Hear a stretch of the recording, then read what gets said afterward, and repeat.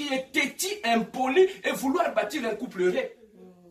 Donc c'est maintenant que je dois commencer à travailler la discipline en moi, que je sois d'abord une femme qui est posée, une femme qui est disciplinée, une femme qui est obéissante, une femme qui craint Dieu. C'est l'ensemble de toutes ces disciplines-là qui feront que demain je puisse réussir ce que je vais faire.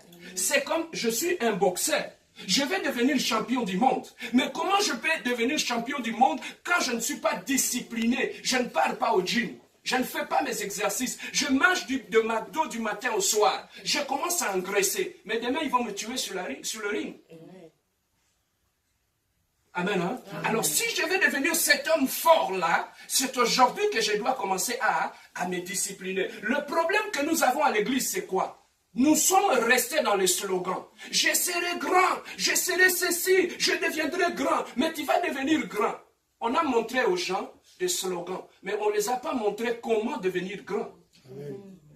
Mon Dieu m'a dit, je serai la tête et non la queue. Ça, c'est un slogan qu'on écoute dans l'église. Mais quand tu demandes aux gens comment tu deviendras la tête et non la queue, oh, pasteur, on a bien invité. Mais comment tu vas devenir la tête si tu ne sais pas aujourd'hui t'asseoir d'abord? Comment tu vas devenir la tête si aujourd'hui tu ne sais pas comment t'es discipliné? Donc, la vie, ce que tu seras demain, dépend de la discipline que tu vas t'imposer aujourd'hui. Amen. Hein? C'est la discipline que tu vas t'imposer aujourd'hui. Donc, la première des choses, si nous voulons bâtir, réussir dans ce que nous voulons bâtir. J'ai un projet, par exemple. J'ai un projet.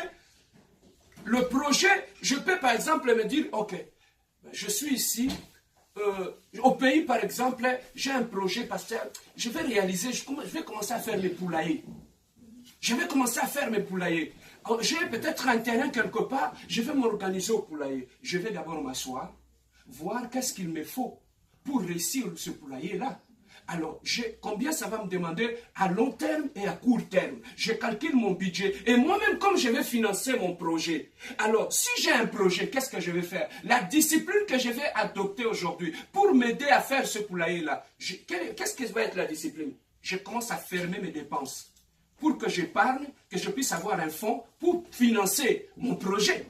Je ne peux pas être dépensier aujourd'hui et avoir de l'argent pour demain commencer à réaliser mon projet.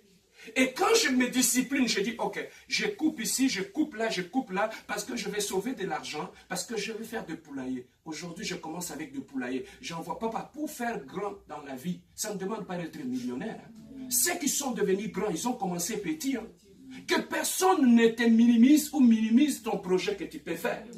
Tu peux commencer un petit projet qu'aujourd'hui tu ne vois rien. Mais lorsque tu associes Dieu dans ces projets-là, demain, tu seras grand.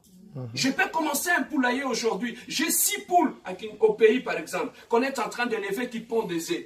Alors, le lendemain, je travaille, je gagne, par exemple, $200. Je prends un $100, j'envoie au pays. Ajoutez encore des lapins.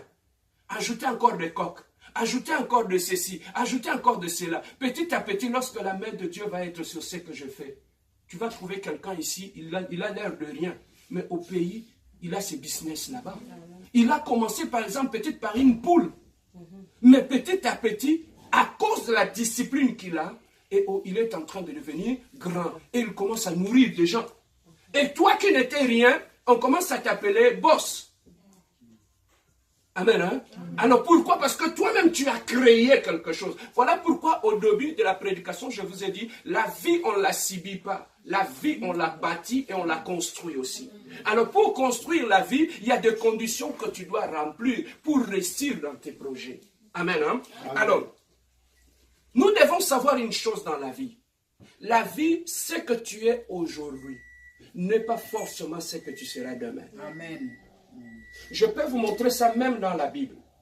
David, il était un berger. Il était un pauvre. Même les gens qui étaient dans sa famille ne croyaient même plus en lui. Hein. Il était un pauvre berger. Et le jeune David, le seul fait qu'il continue à travailler, à paître le troupeau de son père, Dieu est venu le visiter. Dieu l'a béni. Jusqu'à ce que du berger, celui qui était le berger hier, le lendemain, il était devenu le roi en Israël. Amen. Hein? Alors, c'est que ça va tout simplement nous faire voir que ce que nous sommes aujourd'hui dans la vie, nous ne le serons pas forcément demain.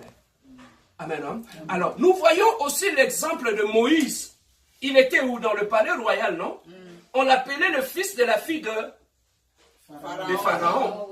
Il avait bien la vie, tout était beau. Mais du jour au lendemain, on l'a appelé meurtrier, non?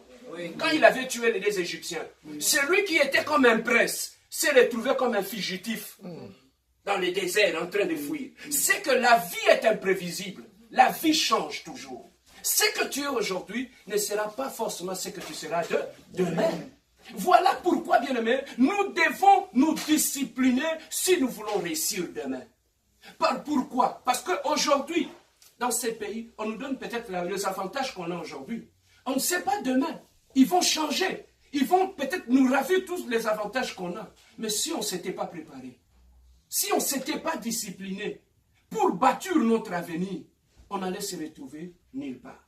Voilà pourquoi, bien-aimé, dans la vie, il faut toujours commencer par te discipliner. Ne te vois pas petit, ne te vois pas pauvre. Quelqu'un d'autre, il peut être matériellement pauvre, mais dans sa tête, il a des idées.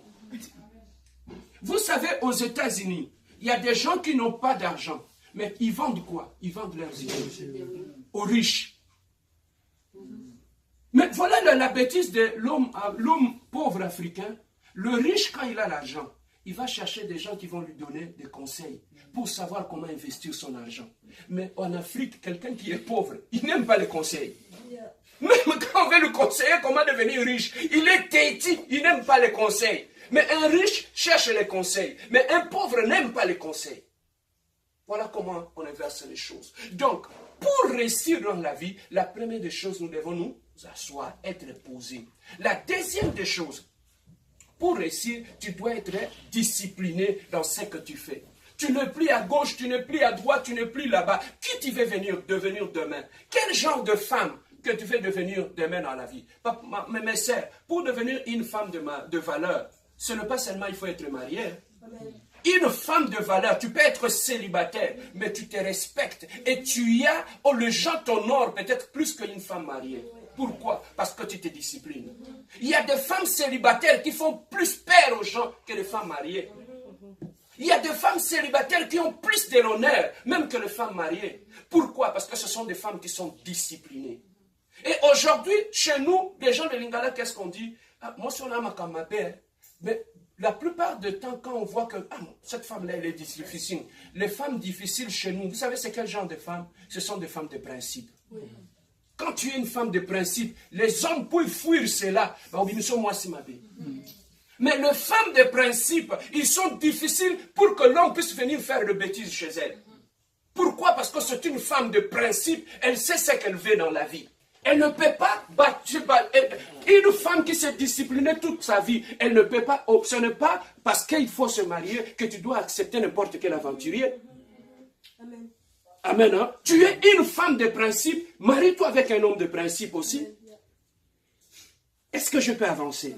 Est-ce que quelqu'un est venu ce matin? Donc nous devons nous discipliner, même à l'église, la compassion. Nous voulons bâtir une grande église. Nous devons commencer par nous discipliner. Aujourd'hui. Tu veux devenir un grand pasteur, tu dois commencer par te discipliner aujourd'hui. Il y a des disciplines qui feront en sorte que tu puisses devenir grand. Amen. Hein?